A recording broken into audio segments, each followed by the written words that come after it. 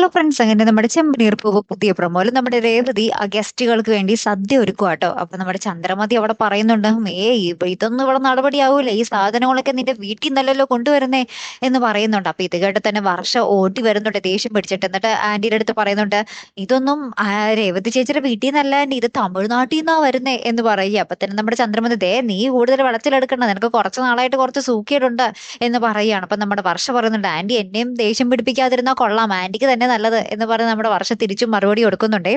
പിന്നീട് നമ്മുടെ ഗസ്റ്റുകൾ വരികയാണ്. അപ്പൊ അവര് മലേഷ്യയിൽ നിന്നാണെന്ന് നമ്മുടെ രേവതി പറയുന്നുണ്ട്. അപ്പൊ മലേഷ്യയിൽ നിന്നാണെന്ന് കേട്ടപ്പോ തന്നെ നമ്മുടെ അമ്മയുടെ ചന്ദ്രമതിയുടെ മുഖമൊക്കെ അങ്ങോട്ട് തെളിയോട്ടോ. മലേഷ്യയിൽ നിന്നായിരുന്നോ? അത് നേരത്തെ പറയണ്ടേ, ഞാൻ അറിഞ്ഞില്ലല്ലോ. അപ്പൊ ശ്രുതിനെ, ശ്രുതിയുടെ അച്ഛനെയൊക്കെ നിങ്ങൾ അറിയുമായിരിക്കുമല്ലേ എന്ന് പറഞ്ഞ് നമ്മുടെ ശ്രുതിനെ കൂകി വിളിക്കുന്നുണ്ട്, ശ്രുതി എന്നും പറഞ്ഞിട്ട്.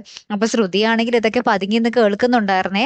അപ്പൊ ശ്രുതി ആകെ പതുങ്ങി പതുങ്ങിയാട്ടോ വരുന്നേ. ഇനി ഇന്നത്തോടുകൂടെ നമ്മുടെ ശ്രുതിയുടെ കള്ളത്തരങ്ങളൊക്കെ പൊളിയോ എന്നുള്ളതും കണ്ടു തന്നെ അറിയണം കേട്ടോ. കാത്തിരുന്ന് തന്നെ കാണാം. അപ്പൊ അടുത്തൊരു വീഡിയോയുമായി വരുന്നത് വരയ്ക്കും ഗുഡ് ബൈ.